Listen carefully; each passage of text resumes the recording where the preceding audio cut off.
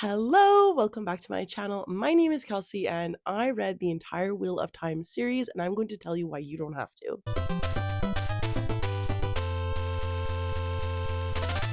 So if you've been slowly watching my channel for the last 5 years, I'll leave a link up above to the first Wheel of Time vlog that I did where I dove in and read The Eye of the World. You have seen me slowly make my way through Robert Jordan's Wheel of Time series. I took on what I originally thought was just going to be a quick and fun side plot to reading everything that Brandon Sanderson has ever written. So side plot to this video, Brandon Sanderson is one of my favorite authors, and when I read the Mistborn trilogy probably maybe 7 or 8 years ago, I realized how much books Brandon Sanderson has written, and so I've taken on this personal journey throughout my life to read everything that he's ever written. And part of what he's written is the last 3 books in the Wheel of Time series. So Robert Jordan himself plotted and wrote out the Wheel of Time series until his death in 2007, and then Sanderson took over and proceeded to finish books 12, 13, and 14. So before we get into my critiques and stuff, I want to talk about what this series entails. So the Wheel of Time is an epic fantasy series set in a world where time is sort of cyclical. History is repeating itself within the story as a wheel. And this specific series that Robert Jordan has written within this world is following this generation's iteration of the battle between good and evil. So the story specifically is following a group of young people who are from a farm village, and their lives are turned upside down when they're thrown into this larger conflict that could determine the fate of the world. Obviously, over the course of 14 books, the series has become much larger than this original premise that occurred in The Eye of the World, and the main point of the book is really that it's exploring this dichotomy between good and evil and the burden of power placed upon one individual. And boy, speaking of a burden, what a burden it has been. When I read this book, The Eye of the World, 5 years ago, I read something fun and exciting, and I really can't say that I feel the same about the series as to how I felt 5 years ago, even though I will say The Eye of the World and the last book in the series received a very similar rating for me. When I picked this up 5 years ago, I really thought I was going to love this series, or at least see the value in this series and appreciate it for what it is. Because the Wheel of Time series is one of those staples that people who read fantasy just know about. If you're within the fantasy booktube, book talk, any bookstagram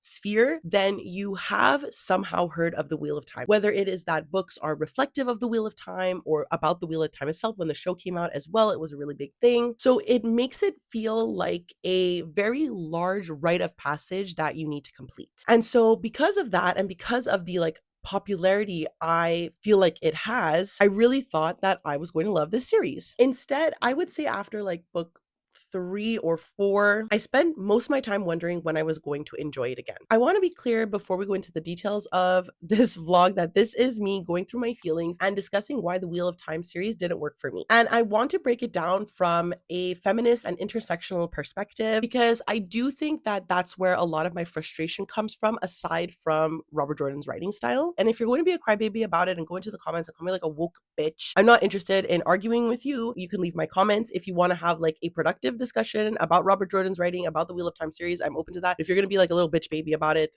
just leave. So firstly, I think we should go into my thoughts on the overall writing style, or Robert Jordan's writing style specifically, because I think it is one of the major aspects of the books that didn't work for me, but something I could have gotten past were the themes or plot to be relatively interesting. So to me, Robert Jordan's writing feels incredibly dense, and not in a way that feels immersive. It's much more repetitive in its nature. There's a lot of descriptions. Robert Jordan loves to describe clothes, rooms, the material that furniture is made of. Every single detail of the setting is there. And yet, despite all of this useless detail concerning irrelevant things in the story, the emotional core, or rather character core, was very distant. Especially, I think, in the later books, before Brandon Sanderson steps in, entire paragraphs are spent describing embroidery, but never really a character emotion. We sort of get a sentence or two about how they're feeling, and that's it. I would expect the depth that which the patterns on clothing are described would be the way that we would describe the emotion of a character. There's constant instances of characters performing the same way. You'll always hear a woman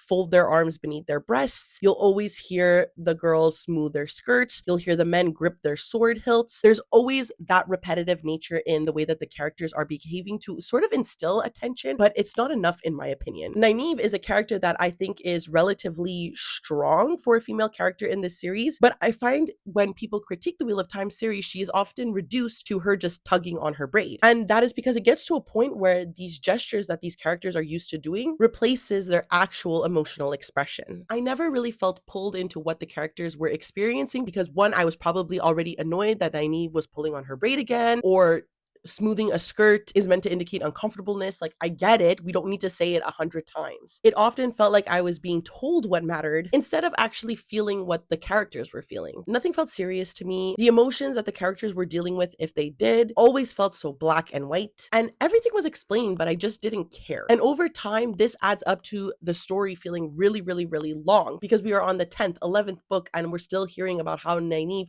deals with emotions by tugging on her braid. Now, I will say when Brandon Sanderson takes over the series at the end, there is a noticeable shift. I really do feel like the pacing of the novel tightened and the story overall feels more focused in line with, keeping with these characteristics. But I don't recall Nynaeve tugging on her braid as much in the latter books. But of course, by then, I'm already really tired of the writing style. I'm already really tired of the plot. And if you've been watching my channel or watching my journey with this series, you've definitely felt this shift in the excitement, as everyone loves to remind me that I didn't have to go on this journey and I don't have to continue this series and I didn't have to do this. And I get it. I hear you. But I was, once upon a time, we might all forget, excited for this series. Next, I think we can move into the overall plot, or like multiple plots.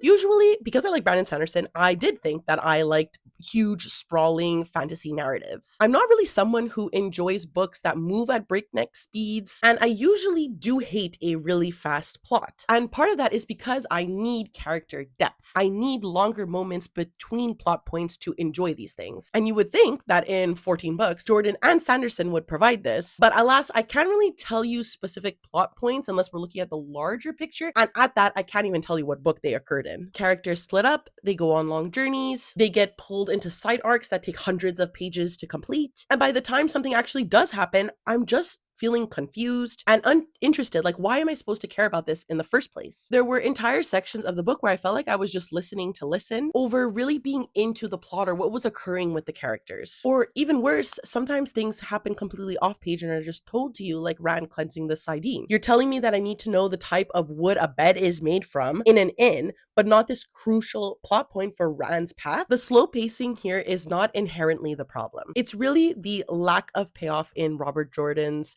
writing and plotting. Some plot lines feel like they just exist to exist. I don't think they deepen the characters in a meaningful way, and they don't significantly move the story forward for me. I can't even tell you how many plot points I've forgotten because they just didn't matter in the end. And if they do, they end up being so small and inconsequential that it didn't actually matter. We could have just had something else occur. And when you combine all of the problems I have with the plot with the dense writing style, it stops feeling like an epic, sweeping fantasy tale, and it just feels like a slog. Even books 8 to 10 themselves are called the slog books by fans of the Wheel of Time series. And the last book, even though it's written by Brandon Sanderson, has a 200-page long chapter. Now, granted, did I like that chapter? Yes. But 200 pages? Like, why? It's not that nothing happens in this series. It's just that, I guess, like the title suggests, I guess things just happen over and over and over again with a slightly different perspective on the matter and very, very little emotional evolution to justify it. My hand is killing me right now holding up this book for this long. But I think the series really loses me finally. Like, my final straw was the poor character development. I didn't connect with any characters at all. And in a story this long and a series that is 14 books in length, that sucks. A lot of characters feel stuck in loops. Again, maybe this is intentional because it is an endless time loop, but they each have like a handful of defining traits, and those traits just repeat over and over and over again. I feel as though these characters would have the same conflicts, the same misunderstandings, and they would perform the same actions and have the same issues. And from book 1 to 14, like, how much time has passed? How are you still acting like you did in book 1? Specifically, the issues between the men and the women. Don't even get me started about like the possibility of other genders here. They did not exist in the series. series, okay? It got so old. Even in the first book, I was rolling my eyes a little bit. And I remember it specifically because I was like, what a weird thing to say. But I put it off because the first book specifically was written in the 90s. So I was like, okay, whatever. Like our concept of gender dynamics is a little old school in here. Fine. He's an old man. Fine. After 14 books, there's this ongoing theme that women and men just fundamentally do not understand each other. And it's meant to be humorous, but I was not humored.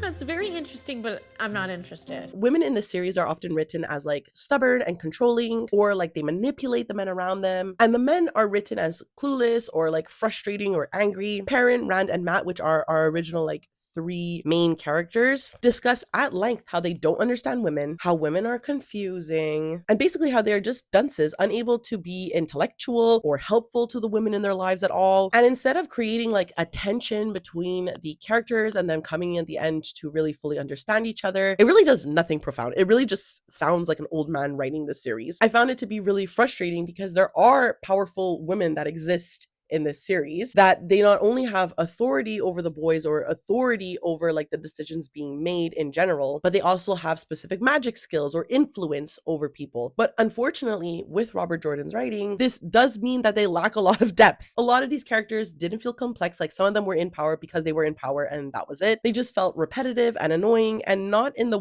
oh my god, women are so annoying like the male characters would say. It was like they were genuinely annoying. And I don't necessarily need characters to be likable. In fact, a lot of the books that I like are supporting women's wrongs, but the wrongs in this series were boring. Like, why does Rand have 3 wives? Seriously, like, is it necessary? Or are we just giving these 3 women a plot point? The emotional development of those relationships is surprisingly shallow given how important they are supposed to be. One day Rand meets them and then the next day they're in a polyamorous marriage. Surprisingly, I will say, Matt went from a character that I absolutely despised in the eye of the world to possibly being the closest thing I had to enjoying a character, but he's still, again, kind of insufferable, just a little less than everybody else. I found this to be a major problem for me because after like 12,000 pages, I would hope to care about someone, but I didn't care what happened to anyone. And it's not just about gender or how annoying Jordan was in this aspect. It's more about world building and how power works in this world in general. If we zoom out and look at it from an intersectional perspective, we're looking at how gender, class, and culture completely overlap. And for me, this is where Jordan's writing, his plotting, and his character development starts to feel really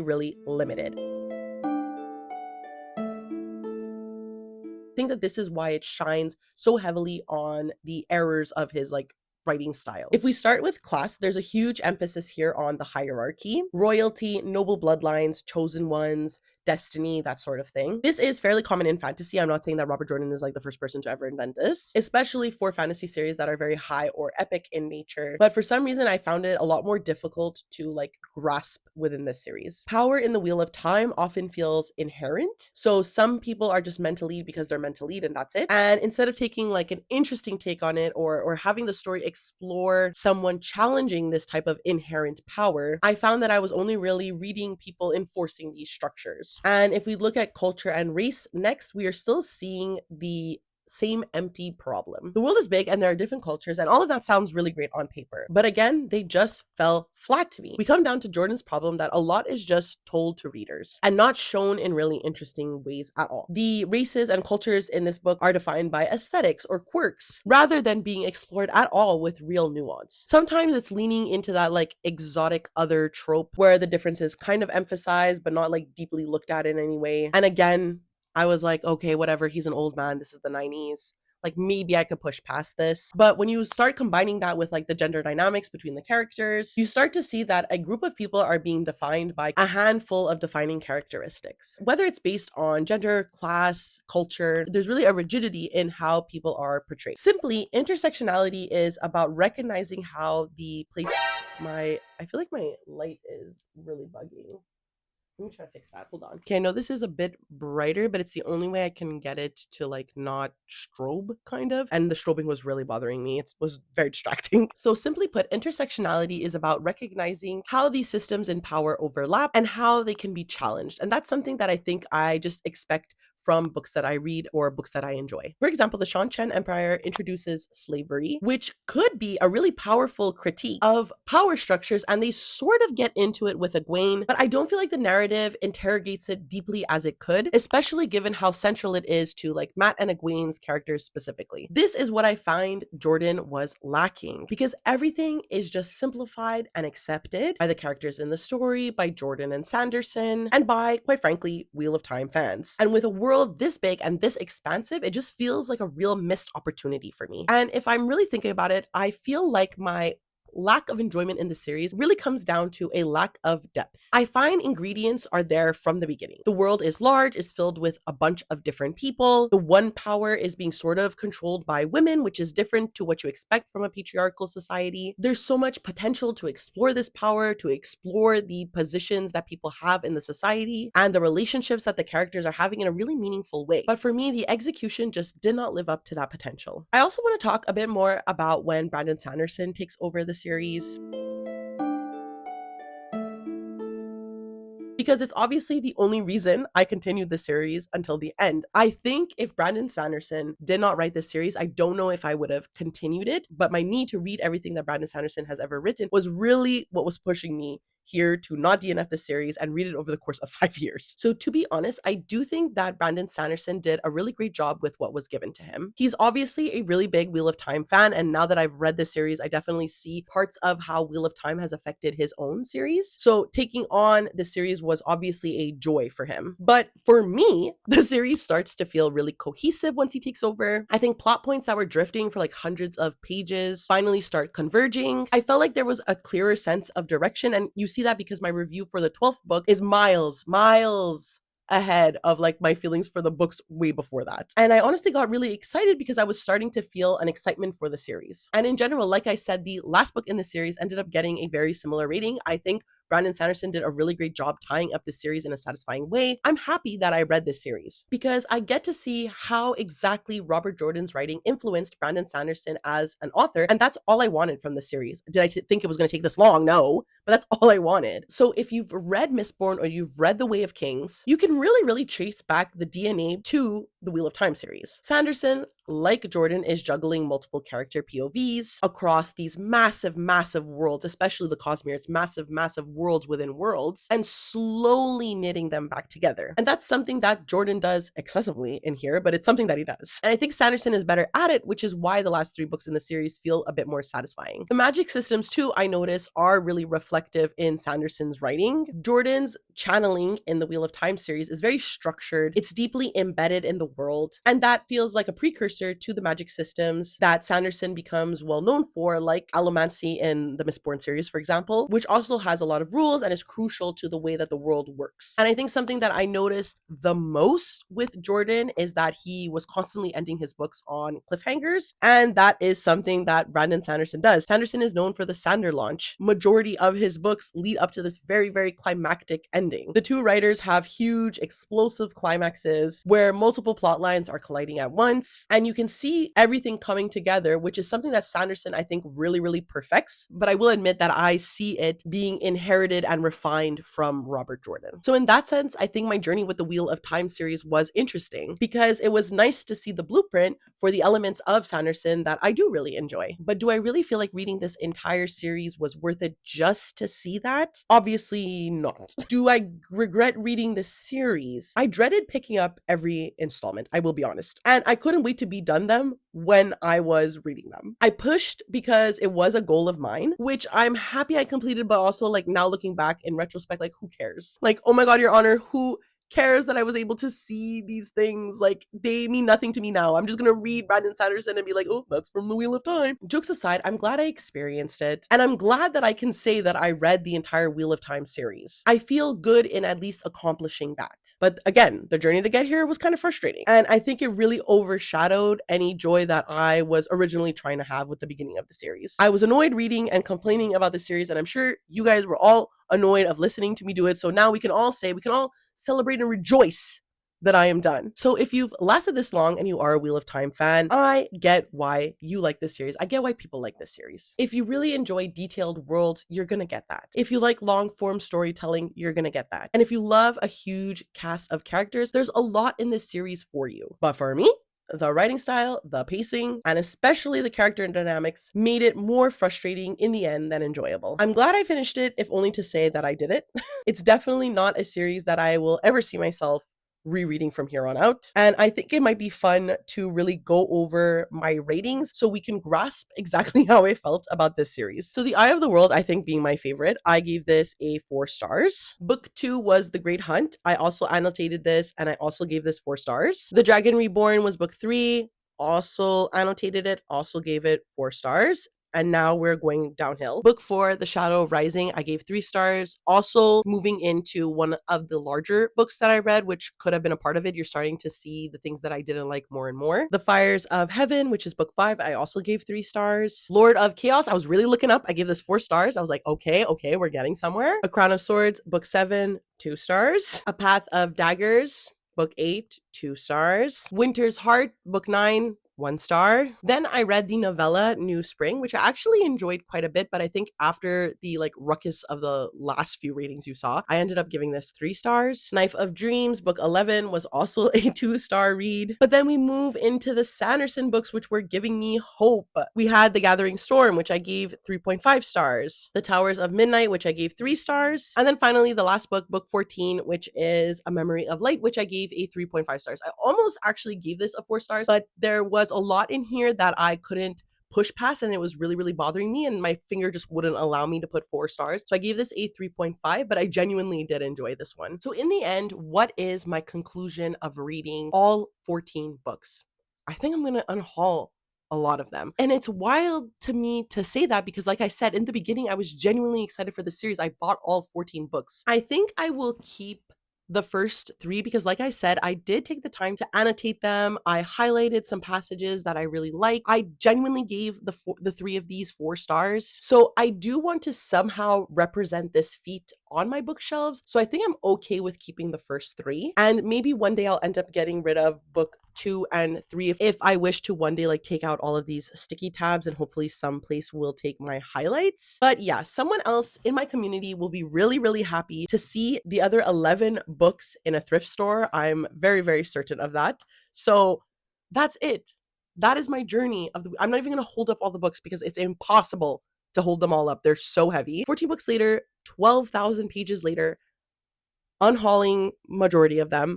But yeah, let me know down below if you've read the Wheel of Time series and be nice about it. Let me know your thoughts and feelings. And if you're mean to me, I will be deleting your comments. If you would like to follow me on any of my other social medias, I do leave a link down below to my Twitter, Goodreads, and Instagram if you would like to follow me there. Of course, because it is the end of the video, please do not forget to subscribe, and ring the notification bell. Those wonders for my channel, makes me feel really good. And that's it. I never know how to end these things, so I will see you next time. Bye!